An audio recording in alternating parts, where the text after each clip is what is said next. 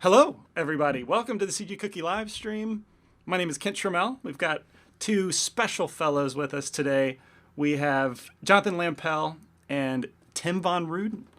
Neither of them should Hello. be strangers to you. I was catching up with Tim and Lampel and Tim.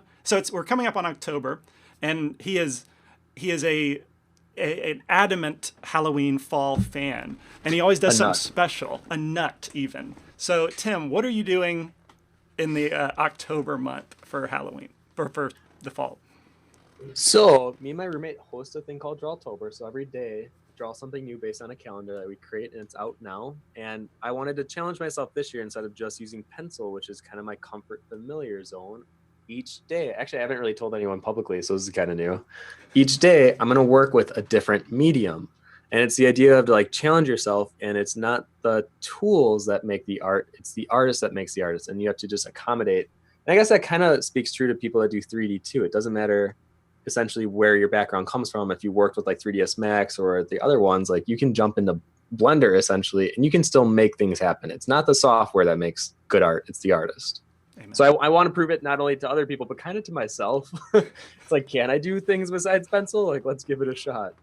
So yeah, I'm going to be drawing 31 spooky things in different mediums. Jeez, did you say? I thought you mentioned something about recently, like that was your latest medium. Yeah, so I guess, spoiler, one of the days. Oh, whoops! Whoops. I don't like that this is like a special little, like, only these guys get to know. One of the days is Poisoned Hollow, so it's supposed to be like a poisoned tree. And for that day, I decided to use food, and my food of choice was. So I was in the family room last night getting started because I have to prep some of them early. And I literally had a heat gun, and I was like melting and then like molding them Holy on this. cow. You can see that sometime posted in October. Dude, that sounds sick. We don't put this on YouTube until at least a month usually, right, Lampel? These streams don't go up till a month later. So Yep. It should be not a spoiler, maybe. Oh, then yeah, we're good. Lampel, what are you doing for October? Something better than that, I hope. I don't know if I can top that. I plan on drinking my tea and working on computer graphics. There you go. There you go. Yeah, I like to watch the same set of what I consider Halloween-based movies, several of Oh, which you have to too? are Tim's suggestions. So, anyway, good to see I you. never got into the Halloween movies thing. Like, I'll watch Christmas movies and all that. Oh man, we'll talk. We'll I talk. don't really have I love them. Okay. Yeah, it's some of my faves. But hello, everybody. Thank you guys for being here. You two, especially. We're gonna have fun with the alike short today. And for anyone who's new here that doesn't know what these reviews are about, they like as computer graphic artists, digital artists, like all three of us, and pretty much every graphic artist I've ever known likes movies, and short films are one of the primary like I would say one of the biggest projects that like a single artist or a small team can do. And so they're really special to me. I can imagine they're pretty cool to you guys as well. So that's what we're studying those to like motivate ourselves, because a lot of us probably have aspirations to make our own short. I'm one of them. Do you guys have short ideas that you want to make someday? I'm curious. All my ideas are very long, Ken. I don't have short ideas. So you have full length movie ideas. Actually, I would love to help participate in creating concept art for a film at some point. Like, it's definitely a bucket list for me. Not to create my own, I guess, but definitely be a part of it in some way. Okay, I'll keep that in mind. Same. I've tried coming up with ideas and like writing out little stories and stuff, but man, like my creative storytelling from nothing, just trying to like pull that out, it's not great. It's really hard. Yes, it really is. It's super difficult. So anyway, that's like by studying these short films, and specifically Blender related, that's the reason we're going over these films, and they're a lot of fun. There's a lot of like tips and tricks to pick up, insight into the creative process, storytelling, lot to pick up from these. So that's why we do these quote unquote reviews. And you know, we're not trying to be like really critical, like this is a 2 out of 10 or whatever. Like, we're not going to take time on these if we think it's a bad short and draw like negative attention. We obviously love this short, and we're going to be analyzing it. But I don't know, maybe I should come up with a better word than review. Anyway, with that said, we will go into it. And so some background on the film, if you're not familiar with it, it was released in 2015, and it was directed by Daniel Martinez Lara and co-directed by Rafa Cano Mendez. Hope I'm getting that right. Two Spaniards. The whole short is by like Spaniards, so it's a Spanish short. And it took 4 years to produce. And I started following it way back like 2011, 2012. And they just kept going and kept going. I didn't know if it was ever going to finish. It's sort of like the Tube Open movie, it seemed like it could be, where it's like that one's in like 9 years of production at this point. But so when it came out, I was on cloud nine. It just always felt like it was going to be an amazing short, and it is an amazing short. But it was a team of 21 people. It won the Goya Award for Best Animated Short in 2017, and it was among the top 70 qualified films considered for the 2017 Oscars. So it almost made the short list. I remember that buzz going around on the tweeter and stuff. That was really exciting. But so yeah, that's a little bit of background on the short, completely made with Blender. And with that said, we'll go and actually watch it. Let's see, where is VLC? I apologize for the UI of the video and playhead being shown. It was the best thing I could come up with. And but we'll just get started. Grab some popcorn. Enjoy the next 8 minutes. We'll come back.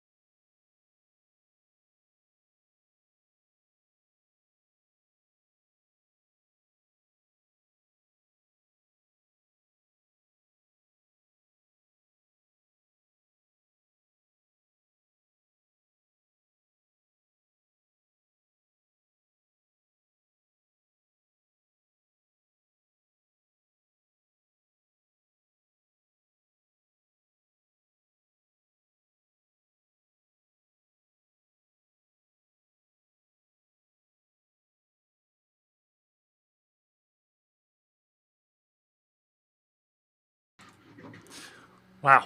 To our families, thanks to our families for not letting us lose our color. Something like that. That's what the ending phrase was. That was good. I saw some people in the chat say you were tearing up, right? Man, if you're a parent and you watch that, good heavens. So what? Did we hate it? Did we love it? I don't know how you can honestly hate it. Yeah. Legit. Love it. It was somebody's first time. Jake, I think you said it was your first time seeing it. But yeah, so in general, pretty amazing short, I would say, at least from an emotional standpoint. Yeah, like I told somebody in the chat before we started that like if I put myself in the blue dad's shoes for more than a couple seconds, oh, I'd lose it, man. It's intense. All right, so that's the short. All right, so typically when we talk about these, when we analyze these films, we try and break it down by story, and then by artistry, and then by technical execution. And so this first part, story, we're looking at the narrative, the plot, character development, cinematography, interpretation of meaning, that kind of thing. And I think I want your first, like, Tim, had you seen this short before we started talking about doing this analysis? Did you find it on your own? Yeah, I saw it, I think 2 years ago. Okay, when it came out. Yeah, the first time, I mean, I teared up. This was definitely one that it's impactful. I think because of its simplicity, not only in its message, but in its execution. Mm-hmm. It's like clear and easy to understand. There's not like a lot of open to interpretation, Mm-hmm. but I still like to find like little things. Yeah. So the big one that I wanted to discuss was the adult was obviously color was a big thing for them, right? Mm-hmm. And I loved how in the lights there's like a tint of warm yellow, and in the shadows throughout there's like a tint of blue, and like they have that for all the environments, especially the main shot when you first see the city. It's like this very, very, very pale, warm, and cool. Right. And then I was like, okay, well, what do the colors mean to me? So when I saw that the adult was blue, I was like, okay, this represents a happy adult, someone that's happy, but they're older. And then why was the kid orange? And I was like, well, he's happy, but he's like creative. So at first I thought it was like being a kid. Yeah. But then when you see the violin player, he's like this mulberry plum color. And then I was like, oh my God, to me, this is the combination of you have the creatively happy, but he's also a happy adult. So you have the blue and orange mixing, and it creates like this mulberry color. And like both of the kid and the parent looking at him, I think see what they're either missing, like the blue adult's missing the creativity, and the kid is just a kid, so he's not grown up yet. So I think the goal for anyone is to be a mulberry adult. That's how I kind of interpreted it. Interesting. Ooh. I never considered the color of the violin player. Oh, yeah. Well, you know me. I'm nuts about movies. Dude, I'm going to have to watch it again with that in mind. Yeah. Dude, I love it. I love it. Yeah, I guess for me, it's like little East. And like on the front, I don't know if this was in the back end of making of. I haven't watched the making of things at all. But on the emblems on the car, it's a teapot or a tea kettle. I don't know if that means anything. That is okay. He has we'll get to talking about this, but one of the directors has a school, like a small school, and their symbol is a teapot. Oh, that I caught that one too. Because his students helped make the short.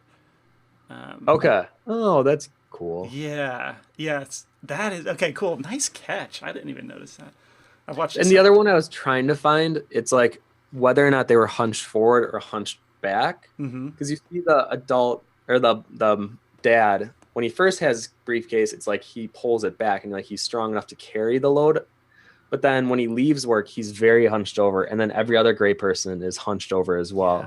Yeah. So I was trying to look for posture, but it didn't really carry through as much as consistent. Some of the other things. Yeah. Interesting. Someone mentioned in chat about that everyone's briefcase was too heavy for him, kind of thing. And there's definitely a theme, which we'll get into more shortly, but like the theme with Daniel, he has another short that kind of critiques, or it seems to critique work and the monotony of like a day-to-day job and your 9 to 5, that kind of thing.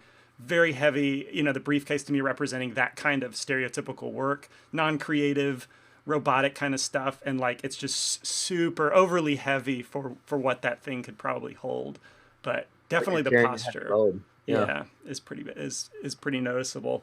Lampel, were you following the short at all?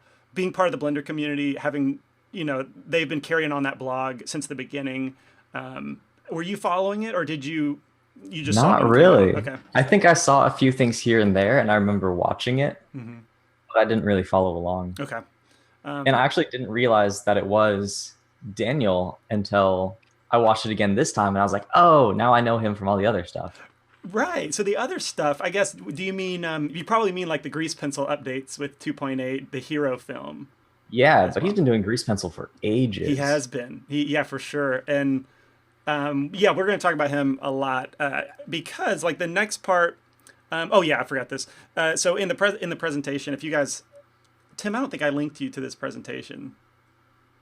Did I? Not that I know of, no. Man, I'm sorry. So I'm looking at this part where, looking at this slide, talking about the storytelling of the face.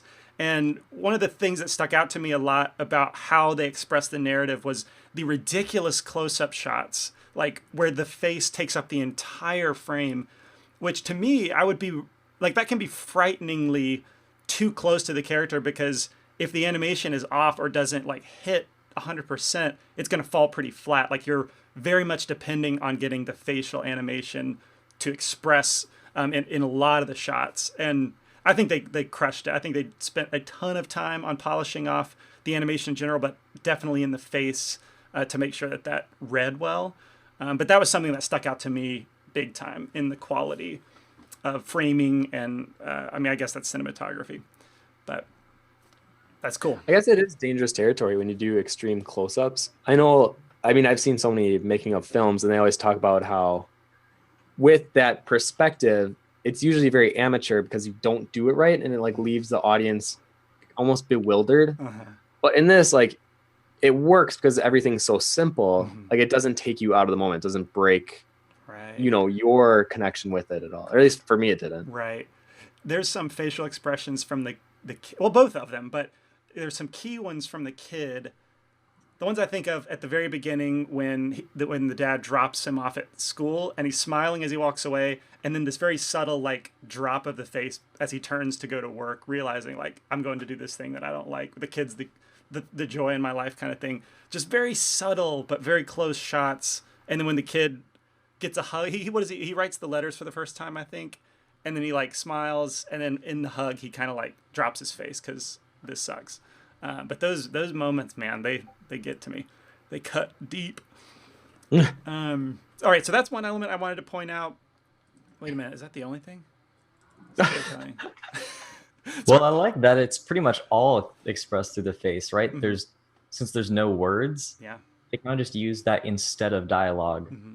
which is cool. That's a good point to maybe talk about. Like, I'm trying to think, have we done other completely silent films where that's a common choice with short films, I think, probably because like voice acting is a whole nother layer of complexity, and you got to hire voice actors usually, so it makes a lot of sense for visual artists to like go with the silent film aspect, but I kind of like that. It makes it like this universal language of the film. Like, it's made by a team of Spanish people, but I would never know that. Like, it's universal. It speaks to everybody because everything's completely conveyed by non-verbal, non-linguistic things. So yeah, absolutely. Yeah, Tim, do you find that to be very common with short films? I imagine you probably watch several a lot.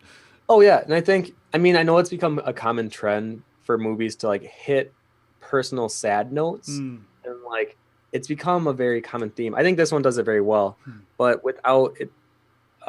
Dialogue, it's a testament to how well can you animate it then, because if you're trying to get a point across, the animation better be pretty solid, or like those facial expressions, I mean, like you said, they have to be on point or else the whole thing will fall flat because you don't have dialogue to carry it through. You're kind of relying solely on visuals and animation, right? Yeah. And music, and actually that's something I do want to point out. The music was very well done. Yeah, I'm glad you did. By two people, whoever they hired, they did a really good job, where I don't know if the person that was capture and kind of encapsulate the emotion that is trying to be shown here, because I think with a different score it could have also not been as impactful, but I think it like heightened it even more so because of the quality of the visuals and the audio, Right. kind of merging together. Right. So yeah. I feel like I know so little. I don't spend enough time on scores. I know that I love music and I listen to music all the time, but don't necessarily know how to don't feel confident critiquing it. But I just know that there are simple piano notes that hit immediately when a facial expression changes. And oh man, without that note, gosh, it wouldn't be nearly as powerful. But yeah, music seemed great to me, really high quality. On the note about simplicity and the quality of animation, that's one thing that I kept wondering, why did this film take 4 years? Because from a modeler's perspective, the models are pretty simple. They're very good, very effective, but they're very simple. Shading and lighting is pretty simple, but there's an interview with the two directors where they talk about how it was a very long process for them, and not the modeling and animation. In fact, they don't even list credits for modelers and animation, almost not animation, modelers and shading and lighting. Really? Or wait, maybe they do for lighting, but no modelers. There's no list for modelers. But I think they all just sort of did it together. Whenever it needed to be modeled, they did it. But the point being, the emphasis was not on that stuff. It was simple but very effective. But therefore, all the effort had to have gone in the animation and perfecting it and over. He mentioned in the interview that he did a shout out to the people, their team. A lot of them was from the school that he runs, where they had to repeat they kept revising the story and repeating animation production, repeating shots to get it absolutely perfect. And I think that is very evident that the quality of animation is just as high as it can possibly get. And all right, cool. So now let's go on to the artistry, which I'm excited to get into this part to talk about the directors. So the artistry, the kind of some bullet points about this, the film's identity, visual style, and in asterisks, the artists behind the film. So the directors are Daniel Martinez Lara and Rafa Cano Mendez. I hope I pronounced that close. But you guys should probably know, we've mentioned earlier, about Daniel Martinez Lara, because he's heavily involved. In fact, I think kind of the artist who's pushing forward the new grease pencil updates. And just he's very, very important to that development. So he's made a big name for himself. He directed the Hero short, which was the first grease pencil short. And he's done tests with grease pencil going back years in micro short format and stuff. Lampel, you're probably familiar with those too. There's one in a window with a guy leaving in a taxi, and looks like a breakup scene or something.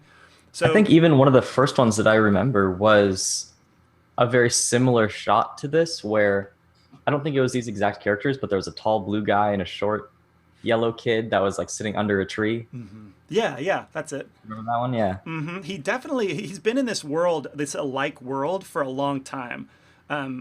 Including these simple characters, but there's a cool little fun fact about that. But anyway, the artist specifically, I want to point out that Daniel worked at Ilion Animation Studios, which is, as far as I know, it's Spain's premier animation studio. And he specifically worked on Planet 51, which, do you guys remember Planet 51? Oh yeah. I think I watched it, yeah. Okay. I have not seen it, but I remember seeing ads for it. Was it good? Well animated. Well animated? There you go. Yeah. The trailer was kind of funny. I watched that before we started. But anyway, that one was from 2009, I believe. So he worked at a very big animation studio before starting the school, I believe. He left to start the school. And then Rafa works at Ilion now, according to IMDb, on the new Wonder Park movie that's coming out with, I can't quite tell what it's about. It's some sort of amusement park on steroids with talking animals and stuff. It's not quite out yet. But anyway, he also has worked for one of the best animation studios probably in the world. It qualifies for that. But all that to say, they have a history of being pro animators, and that shows, I think. It's cool to see Blender artists, working at the big places. So Pepe's School Land, that's the name of his school. His online, Daniel is who I'm talking about. Daniel, his online presence is attached to this like Pepe Land name moniker, and so it's Pepe School Land is what he runs. And from what I can tell, it's like a very small, like trade oriented animation school that trains really, really talented animators, and they go on to work at big studios. But it's cool because he seems very involved there, and his students, I think current and alumni, helped animate the Alike short. And I just think it's a really neat relationship to, like, you know, do actual work with like your professor. I think that would be a pretty neat thing, neat thing to do. But that's cool that he's very passionate about animation enough to teach this, and you can just tell from seeing his stuff online that he lives and breathes animation. And ironically, though, Daniel is not listed among the animators for Alike. Oh. Isn't that Oh, weird? interesting. Like, Did he just direct it? Or? I guess so. Let me open it just to make sure that is not a lie. But let's see if we go back. Hold on a second. Okay. Geez, where is it? There it is. Animation. Yeah, Rafa is listed, but Daniel is not, which blew me away. I couldn't believe it. Apparently, he was listed on lighting, shading, and comp, but not under animation. That blew my mind. Did he not animate anything on this? He's like Oh, interesting. Yeah. Anyway. Oh yeah. So I did want to point what I thought was pretty evident. I actually already went over this, so I don't really need to go too much more into it. But the dedication to the story, I think that again, to reiterate, took 4 years to actually be able to express what they wanted to. But some of the themes, maybe we can talk about the themes that, like you said, Tim, there's not a lot of room for interpretation, but you know, the big themes that we see is, the biggest one is fatherhood, and Daniel is on an interview like explaining that was a big motivation for the story. And as the only father in here, I guess someone in the chat said that it makes them want to leave work and go home and hug their kid. But yeah, the fatherhood element, I mean, maybe that goes without saying. Big theme in the short. Also, I picked up on themes of like how important it is to be unique and the dangers of monotony. Would you agree? Are those some key themes you guys picked up on? I think so. Go first. Yeah. Lampel, you go first. Oh, I said, yeah, I think so. I think, yeah, monotony. What I'm curious is your guys' perspective on this. Do you think that, because everybody else except the violin player was gray, besides the two main characters and the violin guy, do you think that in the world that they're living in, they were actually like that? Or do you think that that's just their perspective of the other people? Oh. So I was thinking about that, and it's like, sometimes it's easy to kind of like see the world that way, but that's not actually how other people are seeing it. That's cool. That's a good thing about it. I think of the scenes where there's a key moment between father and son, and everything else like fades to white to kind of focus on them. I think that could point to like, arguably, like that's their perspective. But so Daniel created another short in 2006 along this like theme of, you know, everybody else being gray and like the monotony of work. So I feel like it could go the other way too. It's probably a bit of both. He's probably not saying something definitive, but like, I can imagine him thinking that the truth of the corporate world is gray, not just his perspective. Right. But I like to think of it. I think it's healthier if we realize that what we think about the world, what we think about everything is really just our perspective and our perception of these things. I like that other short film too. I had never seen it, Changes, that you mentioned. Mm-hmm. I went through and watched that, and that was really good too. Right. Yeah. And that was 2006. So like 12 years ago. Like when I think of really good animators, they're all able to tell such good, like short idea stories through animation in like a very profound way that I wish I had. Like I'm trying to build up those kind of skills, but like it seems to come so natural. And he has that, like he's that type of animator. Whereas like I'm grasping for straws for like cool ideas that would translate well. But yeah, speaking of that, we can segue into the fact that so above in this screen, that's a screenshot from Changes from his 2000. It's a 2006 short from Daniel specifically, and the character, when I first saw it, I'm like, wow, he really likes that style, you know. It's very, very similar to Alike. And then I realized in interviews, they refer to that character in both shorts as Copy. C-O-P-I is apparently the character's name. And in Alike, the kid's name is Paste. So obviously copy and paste. But like that like basically, I think Changes is a prequel to Alike. So if you haven't seen that, look up Daniel Imlara. It's pepeland.com, I think, but check out his Changes short. It's a cool little idea, about a cool little short about the blue guy stands out among the monotonous workers, and then finally he's fed up walking in this line perpetually and just like throws his briefcase down, rips his tie off, ties it around his head, and like causes a scene, and everyone else like looks at him like he's crazy and then applauds him, and they all copy him.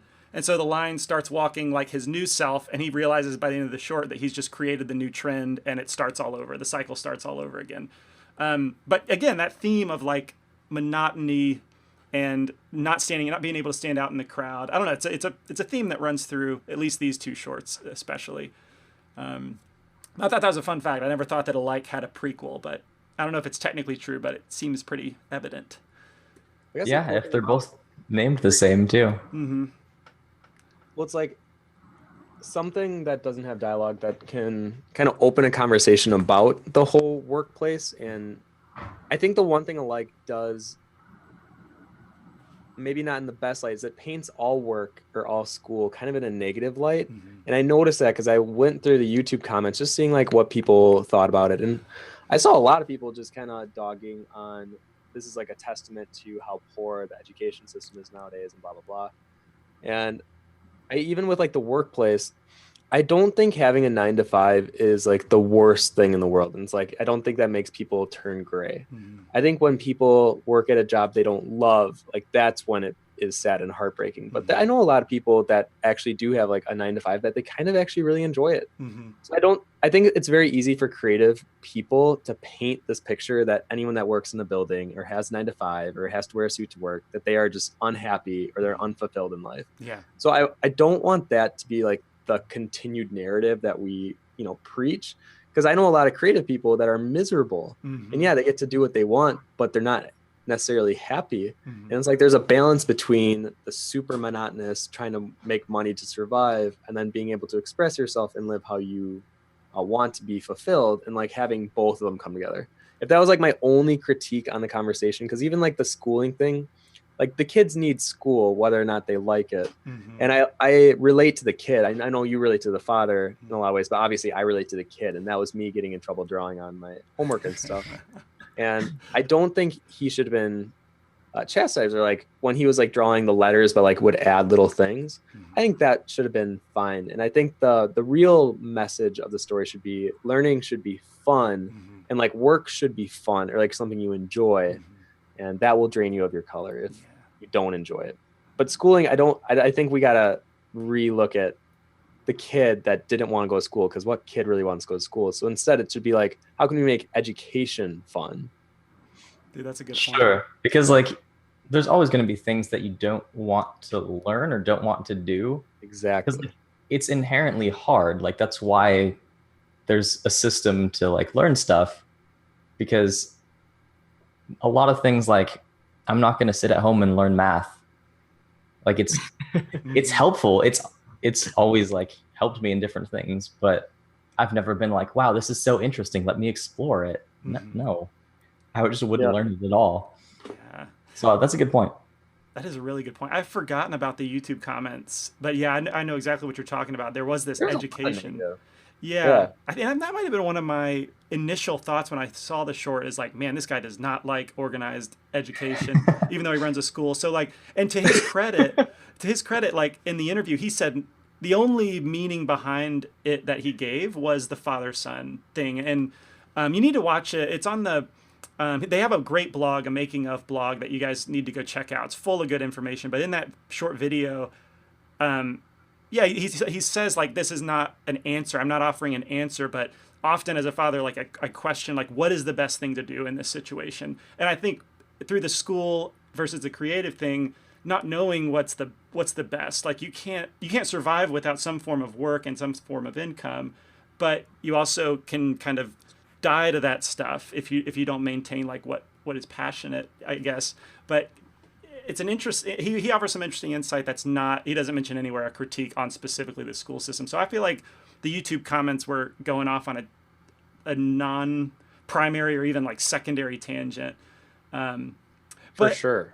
I've been my brother. I can see how they got there. Yeah, for sure. I think I went there initially too, until I watched it a few more times without reading those comments. But so this is an interesting thing. I think as a creative, I've always thought that you can do anything that you're passionate about and make that a career. And Yep. and my assumption is that would turn out to be a joyful, fulfilling career, basically. My brother is very similar to me. He works at a game studio in Georgia, and so we've gone very similar paths. But he is at this point where he's been let go from a studio, like downsized significantly. So he's been let go before and has that to mess with him a little bit. But he's at the point where he's like, I don't want to do this. I want to do it in my free time, but I want like an accounting position, some sort of like desk job, so I can do that 9 to 5, so I can fund free time and like do my passions outside of that. He's basically, from what I can interpret, has come to, I don't want to do those things together. I want them separate so that they can serve their purpose. And I've just been thinking about that lately. What do you guys think about I have a passion and lot career? of friends that feel the same way. It's like they want a job that isn't in the creative field so that they can pull their creative juices in their spare time to work on actual creative, endeavors. Yeah. Interesting. It's funny that this is becoming a conversation because I've had it with my roommates a lot too about how, unfortunately, I feel like my generation, millennials and younger, it's this whole sparking marketing campaign lately about YOLO and you only live once, like do what you love, blah, blah, blah. But I think a lot of what should be taught is doing what you love doesn't mean your life becomes easy. And like, yeah, I'm technically doing what I love. Like I get to draw and I go to conventions and stuff, but it's really difficult and it's stressful and it's stress that I enjoy and I take on. So I don't think like right now it's like perpetuating that you should never have stress in your life. And like anyone that does, and it's just a burden on them and their families and friends. But it's like you get to decide what stresses you put into your life, and they should be stresses that you enjoy working with. So I think instead of it just being like YOLO, I think it should be like, what work are you wanting to do for the rest of your life and you'd feel fulfilled? So it's interesting that hearing you say that about your brother too, because I have a lot of friends that feel the same way. And I feel for them because then I know that like for a good chunk of hours per week, they're literally just spending it so that they can do what they actually want. And I credit them though, because it's like double work then at that point. And you hope that if people work hard enough at that first job, that the second one that they pursue will become their main job eventually. Right. Man, if I admit it, I think the creative job, because I'm invested so much into it, whether it's been here at CG Cookie or at a studio in the past, like I invest so much of my creative energy and therefore energy in general that like it seems so difficult. I'm willing to output so much effort for this thing. Whereas like I can see credence to like, but what if I was an accountant and it was just punching in, I don't know anything about accounting, let's be honest. So like, but my perception is it's a lot of punching in numbers, using a calculator, filling in data sheets, and then you piece out. It's like almost mindless work. So like if I could do that and make a decent income, then I could put all my effort somewhere else. But I don't know. It's changed my opinion. But I know here at CG Cookie, I see people when we talked. I remember during the freelance stream, we had a couple of people be like, "Well, why would you want to do Blender stuff for a job and like kill the passion? I want to protect that and keep it as free time thing." So I know that that's some form of some people have that opinion here, and could maybe relate to that conversation. No, I actually disagree with that almost entirely. Like if I get to do what I love, can make a living doing that, like that's amazing. Yeah. I that almost boggles my mind that someone say, that would kill their passion because they're able to support themselves financially from it. That is such an interesting conversation that I would be willing to have on like a different stream entirely. But I think if like anyone watching, like if they really enjoy Blender, why wouldn't you want to try to live off of that if you can? Like if you genuinely enjoy working in Blender, like modeling or animating, whatever it is, why not make that your main job? And then I know some people will say, well, then, you know, your creativity gets sucked out of you. And it's like, we are not this, you know, jar of creativity that when we get poured out, we're done forever. Right. Like every day we can be like refilled if we choose to. It depends on like how do you get your creative juices. For me, it's like watching movies. That's why I watch movies all the time, or like going to conventions, seeing other artists. Right. So the way I look at it is like I'm constantly filling and draining. And like I said, I could tangent on that so long, but I think people need to stop associating money with like being evil or wrong and start seeing it as like an opportunity either to support or fund other projects, or there's so much good you can do with money that we got to stop like villainizing it, you know?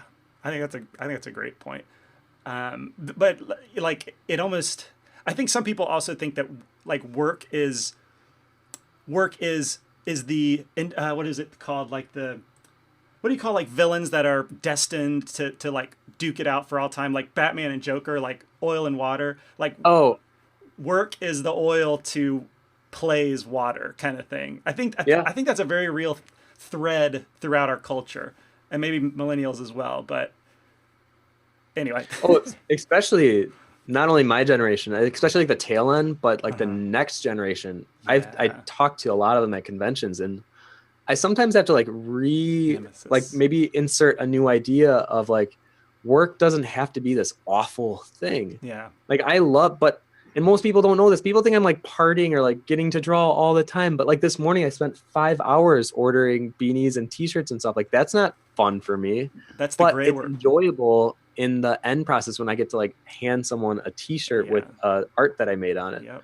So like, yeah, you got to do kind of heavy lifting alongside your fun, but it's like, that's a stress I choose to carry. And I like I said, I'm tangenting. Dude, that's a big conversation, but one that was like this short, I think ignites that convo and seems to suggest some things about it too. It's cool. Yeah. We should have that conversation another time. In depth. Yeah. It definitely begs the question of like, what subtle tweaks you would make to the animation, like if it was yours. And I think we kind of got that sense from both you guys. That's true. Huh. I mean, I related a lot to it, I guess. My idealism still strives for like, you should be able to make a career out of what you're passionate about, because you're going to get the highest quality work from someone who can do that. You're going to have the most satisfied life. But I think what Tim, you were kind of saying, I believe, is that probably will take more out of you, like more effort, more exertion, rather than if you could just call it in, get a job that you can phone in sort of deal. Like, I'm almost curious what people think when they get like a job they love. Like, do you think they just like go and they're just like, I love being here. Like, I get to draw all day and like, here's my art, get paid. It's like, that's not a reality that no one lives in that reality. Right. For sure. I kind of think like, I don't know. I'm still on the fence on this, but it's sort of less about what the actual like task is, whether it's like drawing or like doing something on the computer or like whatever, and more about what it's for. Like, even if my job was like digging ditches, but it was for something like really, really cool, and that I know that the end result would be actually like really meaningful, then I might choose that over drawing, even though I like drawing, right? That's a good point. Well, it's like that same idea. You do like the heavy lifting, the not fun parts to get to the reward. So whatever you're digging for, that reward is like so worth it in your eyes. Yeah. That's a good point. And vice versa. I think of the one movie I worked on that sucked, but like thinking 2 years, like hundreds of people devoted to this, and that sucked the joy. And I'm like, I don't want to risk working on a bad movie again. Like, right. Cause you were doing something that you love, but it was like, it wasn't for something that like inspired you at all. Yeah, for sure. That was pretty sad. Well, and even with, are you talking about Freebirds? Yeah. It's like the idea that I almost don't believe, and correct me if I'm wrong, I don't believe you were working like out of love. I feel like you were working for necessity. Yeah. Because I don't really see Kent Trammell being like, yes, like this story like touches me. I want to dedicate my artistic abilities to its highest potential because I believe in it.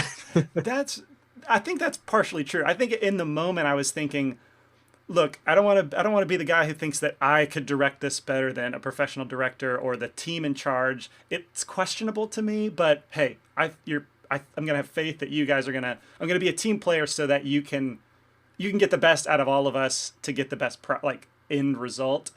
And then when that didn't happen, yeah, but I think so. Yeah, it was kind of a mixture. It was necessity because it was my job, but like I'm very hesitant to deliver anything that I'm not satisfied with, like really satisfied with. Maybe artists are kind of like that. Like, do you know artists who will just draw a sketch halfway and then deliver it for a client or something?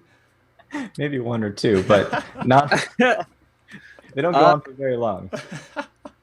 Yeah, I feel like the ones that clock in for the day, they're not the ones that are getting remembered or the ones that are making a statement in the, the whatever film or whatever it is that you're working on. Like it's funny because even with like the whole team aspect, I agree with you that sometimes being at a team and like trusting other people, it can fall short. And then you're like, well, that was 2 years. And I feel like we didn't create something cool. Mm-hmm.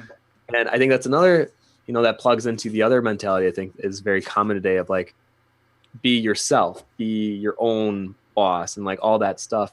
But I don't think that's a good message to share either, because sometimes when you work in teams, like not only CG Cookie, I thought was beautiful. I loved the team at CG Cookie, but then look at some of the movies that are made, like when, let's say, Up or Wall-E. I think those movies are exceptional. And like the teams that all worked on them, they're very proud of it. And they like have this very, like, I was a part of this team and we did this together. So I don't, and I think that's where maybe it's another thing that conversation comes up is like, don't be a part of like a team and like be yourself. And as much as I don't think that's the actual message, and I actually love alike, so I'm not going to like pretend to nitpick right now. But I think that's another thing to think about is like all the other people were gray. And it's like what Lampel was saying before, were they actually gray? And sometimes we paint the picture that everyone besides us are gray because like they're working a 9 to 5. Like they just decided to quit trying to be an individual and quit being creative. But that's not the case in most aspects of life.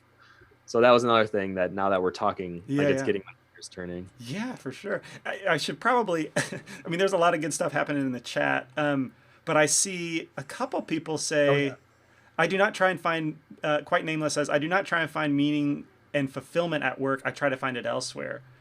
I think that's that thread of like work, maybe it suggests that work is not this thing that can be found, and you're almost better off not expecting it to be found there. Even though I kind of disagree. Like I have a career that is my passion and that I love. I guess my question would be, well, why even work at all then? I mean, I don't want to answer for them, but like, yeah, I guess that'd be my answer to the person asking. And then what if your passion became your way to support yourself and to survive? And I guess it's one that maybe too many people don't have that conversation with themselves because it's scary. Right. The idea of like, leaving work. Well, like what if work became like a fun, noun? Yeah. What if you're like, I get like when I came home from my convention last weekend, I was like, I get to work this week. I was like, I get like solid hours where I can just sit in my basement and work. I get excited. Yeah. And I think probably for you too, it's like teaching has such a level of giving back that you're like, I actually enjoy going to work, as they say. Yeah, that is true. Here's something for me. It's not really like a choice, but like an observation. I haven't done a personal computer animation project in years. But you, Tim, like you worked with us, and I attribute it because I do it, 8 hours a day. I'm a father now. I've got other things taking my time, which is definitely valid. But like, I think part of it is there is no more enjoyment left after I get done. You know, I want to do other things. I want to have other hobbies. But for you, it would always impress me, Tim, that when you were with us, and I assume it's still the truth, even though you did this stuff every day, you were teaching it right. But like ultimately, you were drawing and doing your passion every day. But you would still go home and just keep drawing, and you would, during meetings, like you would take notes and then draw while we were in meetings. Like, I think you're special in that you cannot get enough of this passion. Like, there is no top to your container. Yeah. Well, and even I guess, okay, I'll do a little short tangent. Like, even so, now that I'm going to all these cons, I meet all these other independent artists that, like, this is what they do, and you know, they're very financially independent, and I now have like become a part of their crew, and it's so interesting how familiar all of us are. We're very introverted in a lot of ways, and I feel like sometimes I come across as extroverted, but I feel very introverted, and we love just being alone and drawing. And I think that carried over from when we were kids. We were probably the weird art kids, so our way of being heard or expressing ourselves was through drawing, and like it was a visual language that someone else could understand. So I was like bridging the gap between me and another person. Mm-hmm. So then when that carried into my adulthood, no longer is it me just trying to relate to people, but now it's like me not only understanding myself, but now understanding the next generation. And like, I know where you guys are coming from. So now my passion for drawing has become, I want to inspire the next generation of kids like myself that were weird kids that didn't really, you know, I had friends, but it wasn't like I was like a social light, and I wasn't someone, and like at lunch in high school, I went to the art room and I just drew. So I think for me, it's a way to give back and like to pass the baton from generation to generation. And that's why I still challenge myself. I want to do drawings that are bigger, more impressive in a way, because I want to show what's possible, what's capable from just one person. So for me, drawing is more than just like a hobby. It is literally like my blood. I need to be doing it. And I'm sure a lot of people feel that way.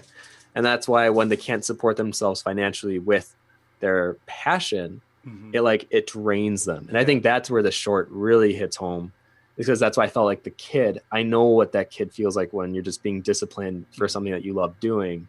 And then to eventually just like succumb to it, that's when I started tearing up. And I'm sure for you, it was the realization of the father feeling like he is destroying his kid. Yeah. But for me, it was the kid being like giving up your passion. To me, that is the worst thing. If I had to like give up drawing, I don't know what I would do. Oh my gosh. I'm glad you brought that scene up. Are you talking about when he like he's camera just standing there? Dude, like, that like crucifixion pose? Oh yes. My gosh, yes. Ready for the backpack. Oh, that was heartbreaking. But yeah, I'm glad that you are like relating to the kid, because I can think back to those times, but the most relevant thing to me is like imagining, did I do what did I do to make my kid feel this way? Quick story real quick about that. So my kid, my 3-year-old's learning language, right? And learning to say words, and he gets them wrong a lot. Like he wants to play Mario Odyssey right now. And like, I like it, but I'm always the first one between me and my wife to correct him. And she's always like, don't do that. Like, he's going to learn it one day, but we don't have to change it. And I'm always like, crap, you're right. And so we've started like saying it wrong with him. I don't, but that's what it made me think of, like correcting his letters and stuff like that. But it's tough, because not only do I relate to the kid, but then I look at a lot of my friends who I feel like gave up. Jeez. And in that moment, it was like a reflection of a lot of the people that I went to school with, a lot of the people that I grew up with, even that they just gave up. Dang. And the father, then I almost I look at the father role, not so much as like a relationship father-son, but as like a friend being like, I can't let you do this to yourself. You're literally like sacrificing the thing that's most important to you, and I need to show you. And I think that's why the dad doing the violin, it was so beautiful, because it's like the world, there is more to life than quit. Just the idea of quitting, I think, breaks my heart. And when you see it, it's touching. And I think that for me, that's why this film really hit me, because it's like the realization of quitting, and it's your own son. Right. And it's like, you were the one that did that to him. Then it's like double stab, Jeez, that's true. Whew. So there was one question that's been popping up in the chat. I'm afraid it could be a little political, but the question, since people have been talking about it, maybe I can ask you. Oh wait, whoops. Sorry, messed up. And it was the idea of base. What is it called? Like universal basic income.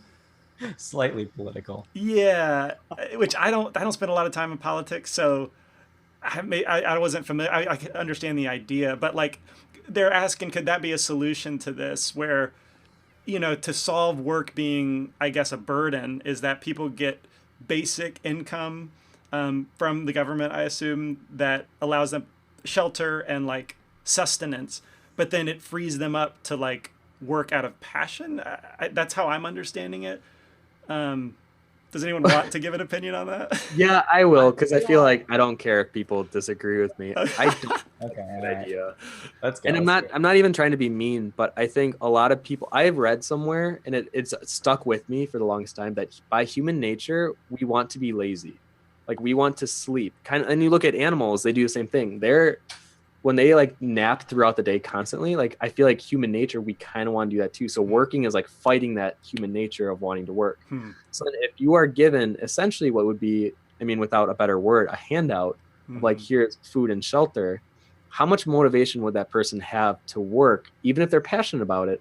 I feel like having that level of stress or that level of obstacle is good in people's life. I think we need to stop preaching this idea that obstacles are bad, and like doing things that are kind of heavy lifting at times are something to be seen negatively. I think we should be praising them and realizing that that's what will make the work feel worth it. So if people disagree with me, I know I'm very black and white with a lot of things. So for me, it's like, we should not do that. Right. I mean, I don't think we need to get into, because there's a lot when it comes to like welfare and stuff that I don't feel like I can comment on. But in the sense that if you were given all the time in the world and you could do whatever you want, and I just didn't have to think about anything else, would I spend that time constructively? Exactly. I don't know. Like, I'm not entirely sure. Right. But at the same time, it is helpful to have that free time, because like I've noticed that the things that I think I'm passionate about and then I like get into it a lot, I realize that's like, well, no, that wasn't quite it. Or like, I'll try something else and like, whatever. So I don't think that there's this one thing that like, oh, just be yourself. And once you do that, then you'll feel great. And like, that'll solve the problem. Yeah. No, it just kind of kicks the can further down the road. Right. Oh, I like that. It kicks the can further down the road. Yeah. No, but that's so true though. I definitely am with you, Tim. Like, I'm a big believer in like the refinement by fire sort of idea, that like you can't be refined without being like obstacles in the way, or like a lot of work to be put in, stuff like that. Quote, by the way. And also from like a teaching perspective, there's a side of this that like when I see people come to learn from CG Cookie or learn Blender or learn computer graphics, like there is an impatience about it. There's like, I don't know if they think because it's on the computer, it should be easier, or because this is what you do full time, you should be able to teach anyone how to do this very simply through a few videos. But like the impatience bothers me, because this stuff is super difficult. Like in a way, to do computer graphics, you're recreating everything in reality, from movement to structure to mechanics, like the way light works. Like you're recreating reality, and that's never going to be easy. Like, how long has science been figuring out what's going on in reality? So like, I get when I see that impatience, I've started to like try and be more open and honest that like this stuff is really hard. Don't come here thinking that it's easy. It's going to be a difficult road to hoe. There's just no getting around it, and no amount of like great education is not going to make it easy. It's just going to make it, I guess, understandable and what you need to do to go forward, kind of thing. I mean, you see that everywhere, even with like YouTube. Like I watch a lot of drawing stuff, and they always kind of mark it in a way. It's like, learn how to draw in 3 easy steps, and it's appeasing, yeah. But is it actually helpful? No. It's like when someone comes up to my booth and they're like, hey, like what's a tip for like how can I get better really quick? I'm like, oh, simply just do 1,000 drawings. It's like almost stated so bluntly where they kind of get the hint. It just takes a lot of effort on your part. Right. I can tell you all day how I shade, but unless if you're putting the effort forth, nothing's gonna happen. Mm-hmm. Yeah. It's a shame that going back to like this next generation, I get a little nervous because the work ethic I feel like is slipping, and people want things, that satisfaction, that gratification instant because of social media and even like these little games that are constantly distracting us. And like when people go to Blender and they're like, oh, I should be able to model a car in the first week. It's like, great mentality to have, make it happen.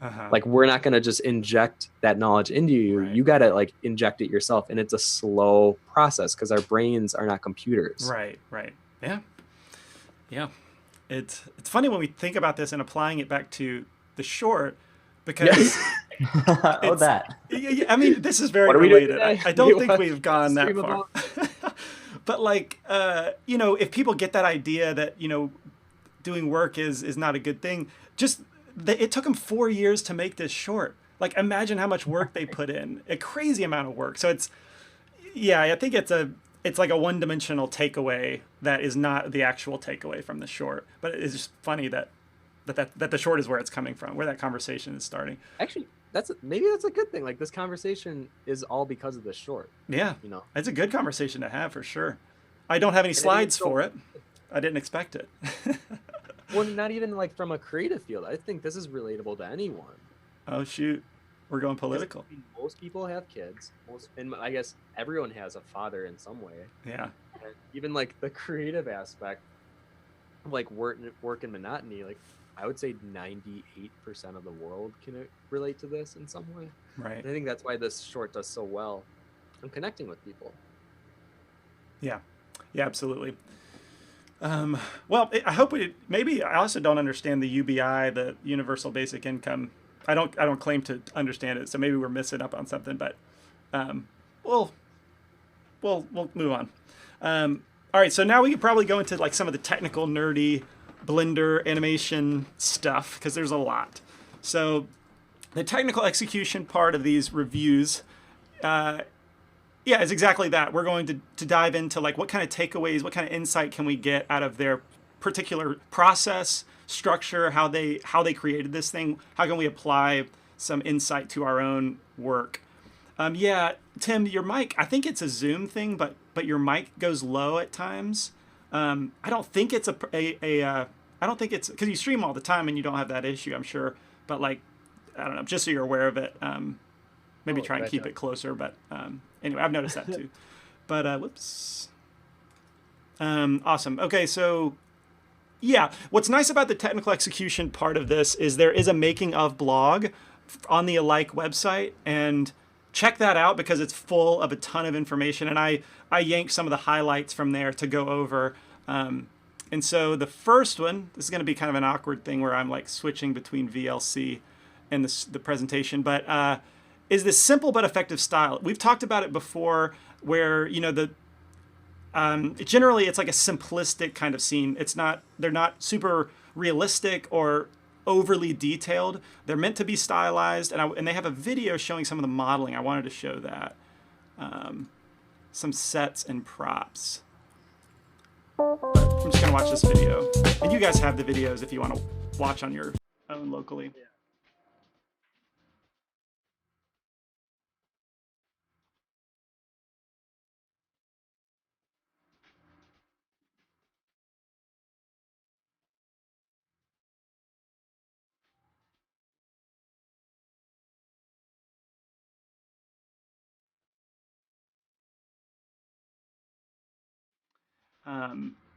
So the big takeaway for me is, well, first of all, I think the style of the car is amazing. I love that it has this like Dr. Seuss sort of nature to it. And the cityscape shot where like it shows people in the larger city scene, I kind of get a Dr. Seuss vibe. Do you think that's a fair comparison? Yeah. Totally. Less like wacky and out there, right? But more just stylized and kind of fun. Yeah. Yeah, not like the Dr. Seuss sort of had this thing where he would almost like design something to be way more complex than it ever needed to be, and that was like part of his style. So that's not the case here. It's not overly complex. It's just stylized versions of the real thing. But the models are overall kind of simple. Again, like I didn't see a modeling department credited in the short, and so as a modeler, you know, I was initially like, whoa, no one's getting credited for that. That's so unfair. But I think it was just they all sort of contributed. Even this reel doesn't have like a person's name attached to it, so it's just, I guess, stuff that they built.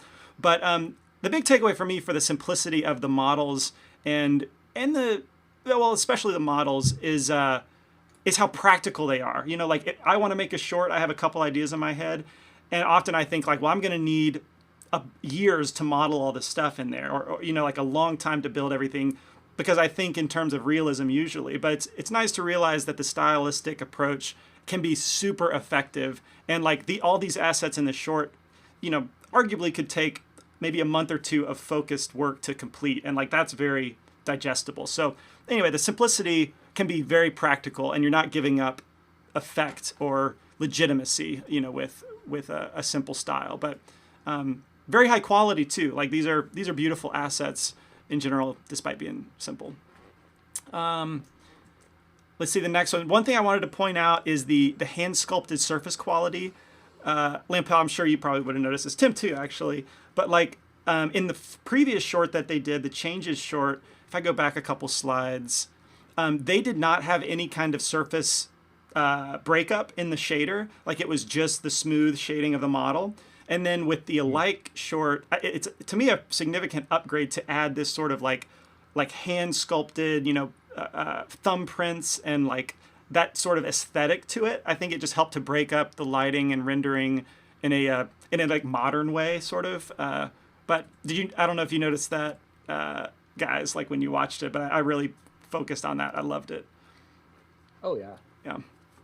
When you see so many things do it well, even like Lego Movie. It's not just like that clear plastic, like they took time. And like when you saw the thumbprint, you're like, wow, they really looked at the surface texture and didn't just do the smooth. Yeah, absolutely. Yeah. Man, the Lego Movie. Too bad that's not a Blender film, or we'd review it. But the lighting and shading on there is like perfect. It's very, very close to perfect. To your point, like it's not simple shaders. They are very, very realistic. A lot of detail. And they did it in a couple layers too. Like when you zoom out and you see the whole person, you can see that. But then when you look at just the thumb, there's like those smaller details. So it's really well layered too. It's not like you see his thumb and there's like these giant thumbprints. True. Yeah, that's a really good point. Like in the so it's not just like one texture slapped on there. Right. I could be wrong about this, but it seemed that the level of the breakup kind of changed from shot to shot. Like even in the full body shot, it seems more noticeable, whereas in the close-up thumb, if it was the same level of texture, you would think it would be a little more sharp and a little more in your face. But it's almost like, I wonder if they dialed it down per shot, you know, at that level.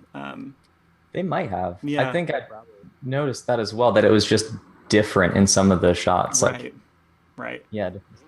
That kind of goes, we're going to talk about this in the, well, might as well talk about it now, but it seemed like they went the route of, well, they were extremely like fine-tooth comb, going over everything really methodically, like shot to shot. You know, the lighting, they used some normal nodes, like where you can add fake lighting in your shader, which surprised me, because like why wouldn't you just set that up with lights? But I guess I guess that's notable to me because I stopped doing the like compositing breakdown of all the different layers. I don't really do that stuff anymore.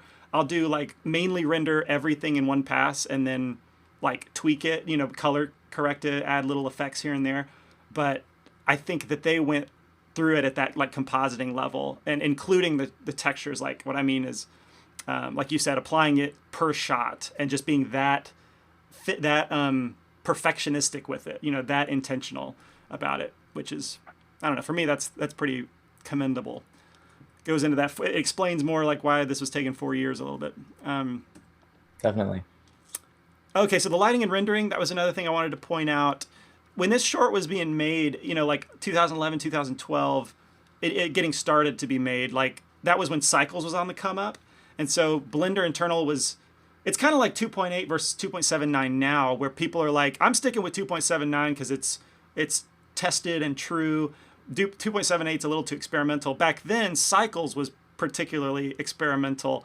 And so they have this post on the blog about how they decided to go from internal to Cycles. And back then, that would have been a pretty ballsy move, you know, like using an untested production renderer for this production. But yeah, so I thought that was interesting. The fact that that shows also the breakdown. Like, what do you think, Lampel? Like I was taught in school to break down your renders, and you know, for the ability to have all of your precise control over your passes. But like now, to me, it's just a lot of wasted file space and time and unnecessary complexity. What do you break down your shots typically? No, but most of mine also, like when we're talking about short films, we're also talking about things that take like weeks to render. Right. And so you want that kind of control. But the downside of that is like, if you tweak the lighting based off the normals later, that's not necessarily going to be reflected in the rest of the objects surrounding it, or you know, the way the light bounces isn't going to be quite right. So it's like, it's still a trade-off. Yeah. But in their case, makes sense. In a lot of cases, maybe not. Yeah, that's a good point. I think I found it's been such a hassle to like keep things consistent between shots when you break it down so far. True. It's partly lazy too. It's, you know, that's just part of it. But anyway, there's an interesting post about that. And I also really commend their quality of Blender Internal. Like these two shots look very, very similar, even though one has the, you know, global illumination of Cycles, physical accuracy. But I think the other one would have looked pretty good. Maybe a little dated, but still, like they were very competent with their lighting.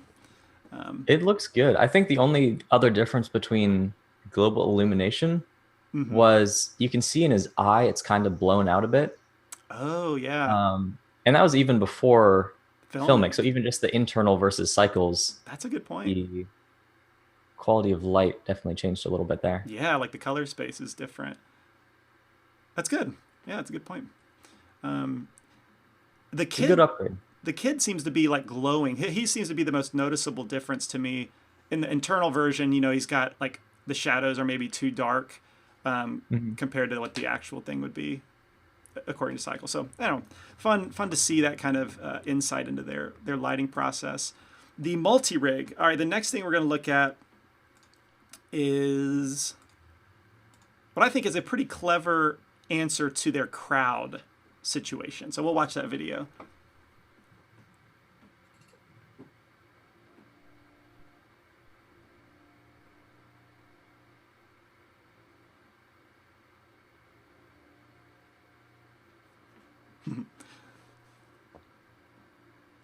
It's like a very technical demonstration, but clearly an artist was, you know, like approving it kind of thing.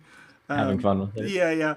But so what I thought was important about something to like note, almost like give credit to where it's due, even though the short doesn't necessarily like draw attention to it, is the crowds. I feel like the city and the larger like culture was an important aspect of the short that really hit home, like color versus non-color.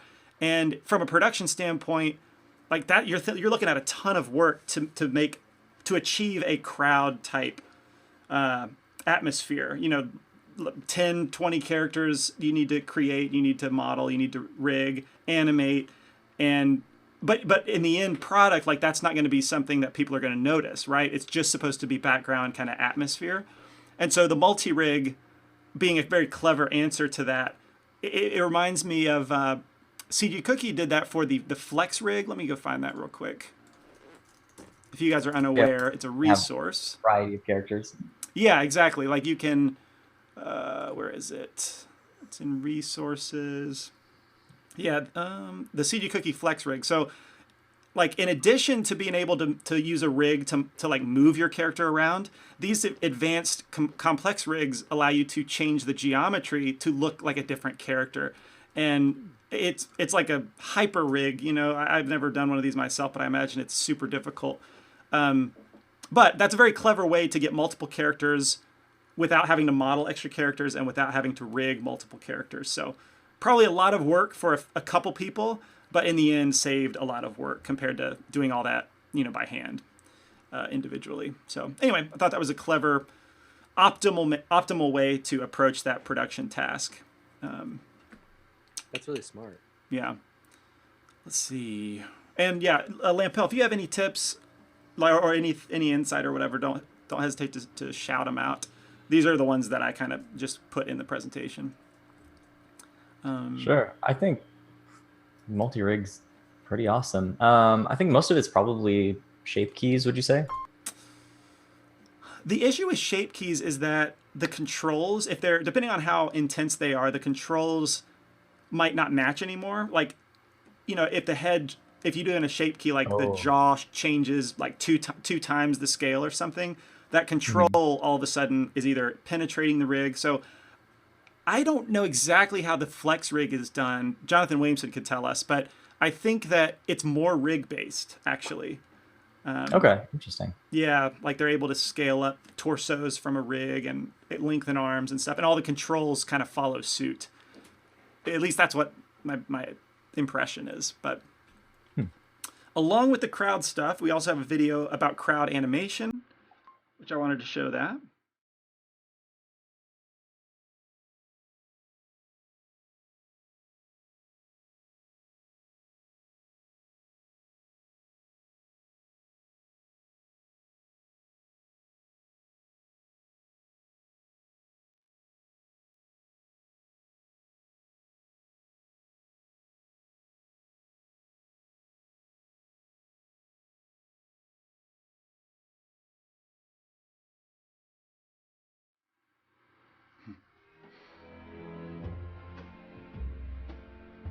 So Nacho Garanzo doing some slick work. I think it looks really good. Yeah, doesn't it? So the first thing that I thought when I saw this reel was just that this was a really high quality reel, like animation reel. Like this would look good in front of an employer. From the music to the editing to the conciseness, you know, I thought that all of it was like a really brilliant display of, again, like the crowd animation that you're not focused on. So yeah, I wanted to give a shout out to Nacho there for doing a good job. But speaking about, or when we were talking about the rig, Lampel, do you think that they used the universal rig, the multi-rig for the adults and the kids? I don't think so, just because when I don't know, they might have, but when they like enlarged his head in the other video, it didn't quite look the same. Like, right, there was a different thing to it. Like, I don't know if they could have gone that extreme. Right. Maybe. That's my impression too. Maybe they had two multi-rigs, like a kid version and an adult version. It seems pretty obvious. Well, it seems understandable that based on looking at these visual adults, like they are used with the same rig, but then the kids got some, you know, particular features that don't seem to translate. But even if it was just two multi-rigs, that's still really clever. But oh yeah, and there was a little feature. Sorry, just getting pretty granular. Where is it? Oh, in the car animation. If you look really close, the window has a little bit of dust and grime in the corners, like all around the outside.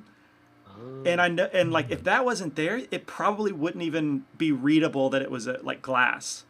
So anyway, I know someone put that in there, and that's a very nice touch. But no one, or very few people, would probably recognize that. So good call on the dust and grime. There's a lot of little touches in this animation, like especially when he's driving and like he moves his knees a little bit to like make room for his elbows and stuff. I know what like you're talking about. Really good. Yep, I'm watching that scene right now. Exactly, like you never would notice this in the short if it weren't for this reel, but really high quality animation going on in here. There's one part where like how his hand slides off of the knob of the changer, the what do you call it? The gear shift. Oh man, that feels so good. Like he grabs it and then it just lightly like rolls off. Yeah, that kind of stuff, man. A lot of it goes unnoticed, but I'm glad that they shared all this in the making of. It's definitely stuff to digest and take in. But I wish Wayne was here. He could probably freak out a little bit more about the animation quality. Let's see, is there anything else? But yeah, even the walk cycles to me are like, they didn't skimp on anything in the animation. Like, they did everything to the utmost. They feel really solid. Mm-hmm. Let's see, I have a couple more. The layout, let's look at that.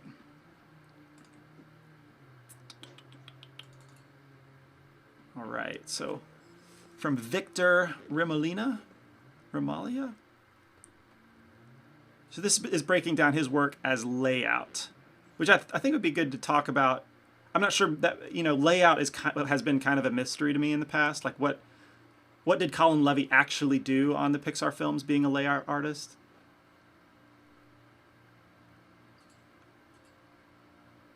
And this guy actually did more than that.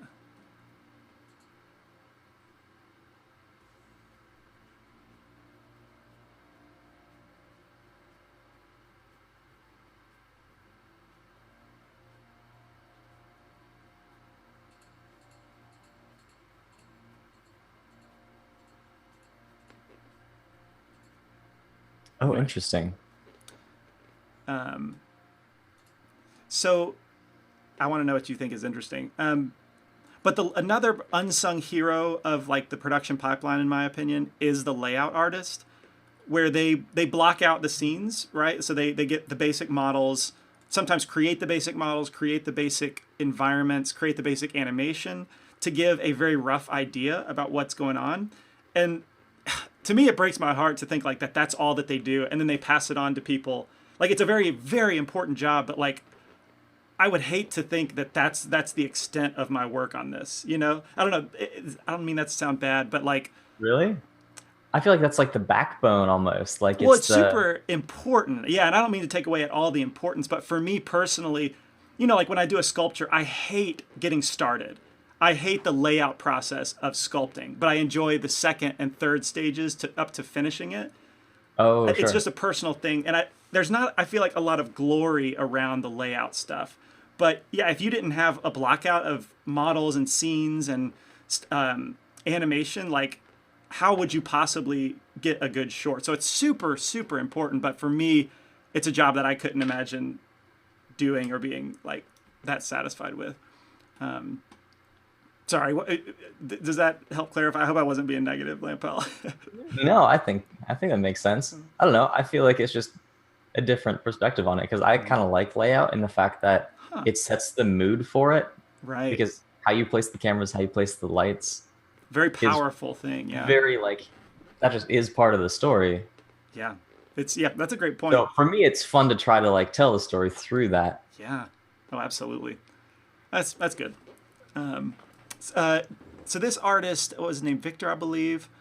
Yeah, I mean, there's a lot of thought that goes into like adding these characters and crowds, and how you have to think about like what's the traffic pattern going to be like, or like you said, staging, like what's the most important things to see, but filling so much space being a city.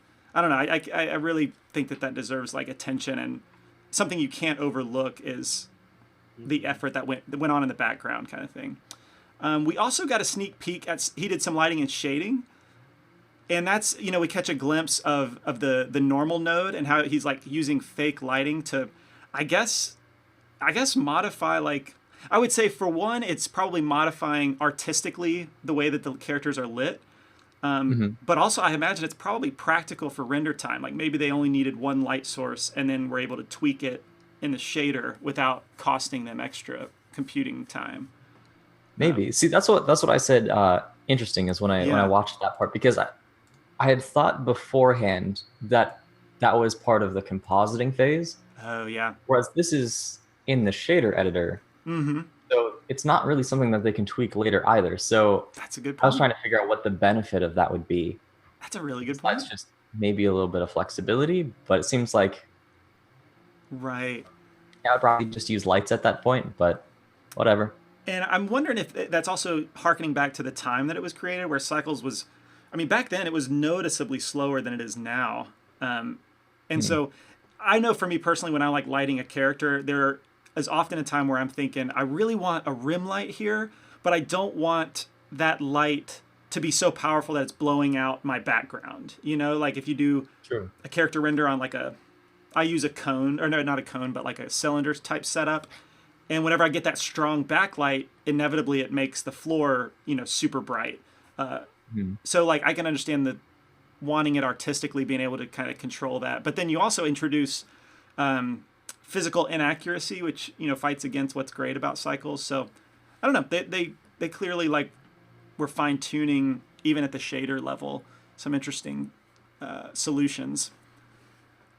But and then the compositing breakdown, like that's interesting to see like how basic the lighting was initially, and then how they broke it apart into layers. And I can't quite tell, like, I imagine they used few bounces in cycles, like very few bounces to improve render time. But in that direct lighting shot, it kind of implies that there's not a lot of light bounces. But anyway,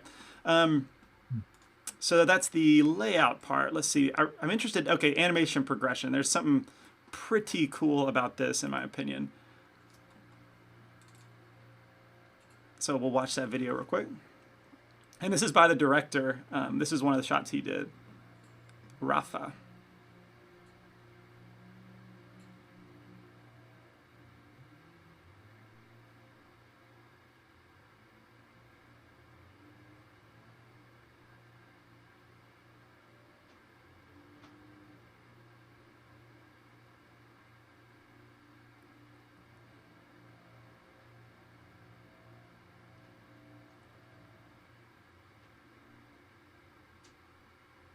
I think this is one of the longest videos, which I think is funny. Like clearly the attention is on the animation, the majority of attention, and it shows in a good way. By the way, it's like 1,000 degrees in my room. Yeah, but I don't want to turn the fan on. Because it's gonna be too annoying. Sacrifices. Good grief. 6 steps, 2D breakdowns.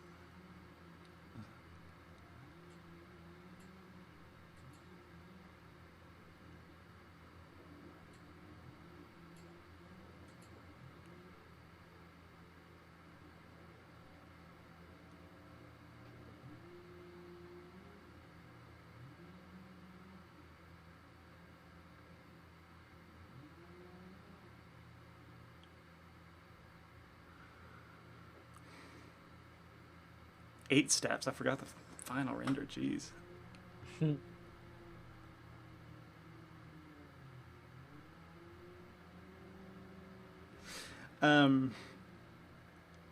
Yeah. So okay, that's actually the point. The key thing he says at the end. I didn't realize that, but he says using 2D animation to improve 3D animation, and that was the big, interesting part that I've never seen used so heavily before. Assuming they did this for most of the shots. The fact that in between 3D animation passes, they go back and do 2D animation passes with that, I think the grease pencil. But he does one rough animation. I'm like, oh, cool, nice. You're using 2D. You're really serious about this. Good stuff. And then he goes on to like 3D blocking and then 2D breakdowns, which is nuts to me. Like the fact that you go back to 2D, I don't know. That really stuck out to me as being going the extra, 2 miles even to be able to get the finest animation that they want. Yeah, I was surprised by that as well. Yeah. But it really, like, it helped it feel better. Yeah. It gave it more life, I guess. Right. I wonder. Push those extremes. Right. That, yeah, for sure. To me, I don't have as much 2D background, so like, I don't know. Maybe I should try it. Maybe I do believe that it's easier to quickly sketch out a pose rather than like move a bunch of bones around. But like I don't consider myself a good sketch artist, so I wonder like what am I losing, what am I gaining? But yeah, it does make you think that like at least they probably see 2D animation as being a more pure animation. What do you think? I mean, I don't know if that's exactly what I mean to say, but like 3D is definitely not a replacement for 2D, even in a workflow mindset. It seems like it. I mean, I've know very little about animation, so Mm-hmm. I Tim, think Wayne would be the guy to ask. yeah, true. Hopefully he gets his internet working and we can get him on streams again. But that's more of a shout out to Australia. But Tim, did you do much 2D animation? Mm-hmm. No way. Little bit, but I was never good at it. Okay. Okay. All right. I thought you Like had... one of those things you can respect other people do, but once you get to know yourself better, you kind of know what you're good at, what you're not good at. Yeah. Animation, especially rigging. I am not good at rigging. Lord. Yeah. That's very true. But I know you did that pixel art animation course for CG Cookie. I did. I remember And that that was was pretty good. a challenge. Oh, gotcha. I mean, it's simple stuff, so like running, jumping, walking, Right. like that I can do pretty easily. Right. But right. if you had like me try to like spin someone or Mhm. something, it's Oh, really in hard. 2D? Even, like when I think of people doing Ooh. 2D animation, I'm like, I have zero passion to do that kind of Right. stuff. Like I give a lot of credit to people that do that. Oh, wow. Okay. Yeah, that's true. I mean, there's some, I think of some certain, like Disney shots in their 2D animations where they're like cameras rotating around and like the mind bending ability to wrap your mind around that in a drawing just blows me away. Yeah. But I anyway, remember trying to do a little bit of 2D animation, like right when I was starting to get into Blender too. yeah. Maybe I should try this. And man, even just rotating a head was like, it looked weird. Like it took forever. Right. And not So even it's like, like volume just doesn't. Yeah. No, that's so true. I can't imagine what that would have been like because I remember them talking. We had a 2D animation class in school, and I remember the professor talking about like you got to learn to train your mind to think in 3D without actually being in 3D. And like, how did you do that in the 70s? Like, what in the world? Just like practice, I guess, repetition. Crazy. Or even in the 20s with like Snow White. Oh, that's true. That's very true. Good Lord. Yeah. So anyway, yeah, like I guess we're not the most animation savvy people, but if you really want the best, arguably some of the most high quality animation, consider breaking it down into 2D steps as well, for Poe's sake. So anyway, I think that's all that I have. This is, I think, by far the longest Blender film review, but I don't know. We went down some fun trails. In my opinion. Tangents, here and there. Yeah. Some very relevant conversations. Yeah. Awesome. Well, guys, thanks for that. Thank you for watching. I hope that was educational, fun, edutaining. But yeah, let's see. I'd like to do one of these.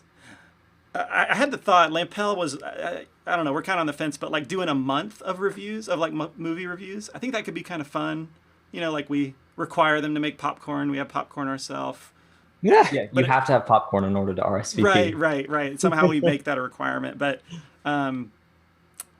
let's see. There was a question. Wow, we got so into conversation this time around that I wasn't really paying as close attention to the chat as I usually do.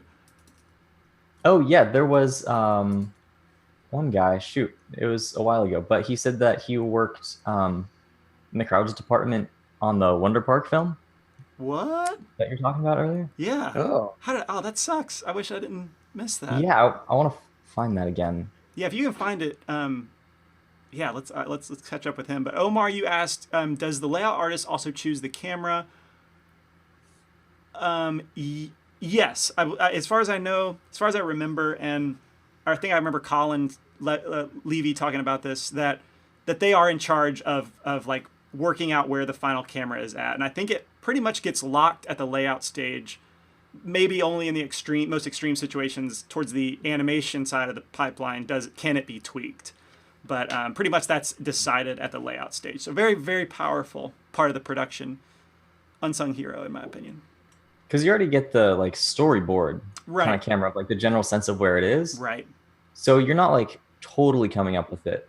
But at the same True. time, you got to know like, oh, once we put it other objects happening, I kind of like Yeah, exactly. that kind of stuff. Yeah, precisely. Mhm. Did you find that question by chance, or that remark? I was scrolling down kind of a ways. I would do it myself, but it messes up our videos. Anyway. Leggy, I think. Leggy Menezro. And he works at Ilion. It sounds like it. It was just that one comment offhand, so Dang. I don't know if he's still here. Say hi. Just dropped in, said what he's working on, and he's out. Man, that'd be fun to. I didn't know we had anybody at Ilion in our community, but awesome. Well, I think that's it. Thank you guys for watching again, and trying to think. Next week, I'm gonna be streaming about like how to use how to find free resources, whether it's 3D models, textures, HDR environments, stock photography, like how to use that stuff in your artwork and how to do it legally. So we'll be talking about that next week. And yeah, we'll do this much sooner again, Tim. It's so much fun doing these with you and Lampel as well. So we'll try not to let there be such a big break in between. Well, I'm always down to review and critique a movie. Yeah. I love it. Well, Tim, do you have any closing profound thought? Oh boy, on alike? On anything. Oh, on anything. To make it even bigger. You opened quite a can of worms. Okay, I don't know. I guess the kind of the theme of the conversations we've had today, it's like success only is I only feel fulfilled with my level of success because of the amount of work that I feel is established that I can overcome. So like, don't see stress as a negative, see it as a positive because it will improve you. That's a good punctuation. Yeah. We're ending with that. Well said, sir. Well said. Awesome. Well, guys, you have a good one. We will do it again soon. Thanks for watching, and goodbye. See you later. Bye, everyone.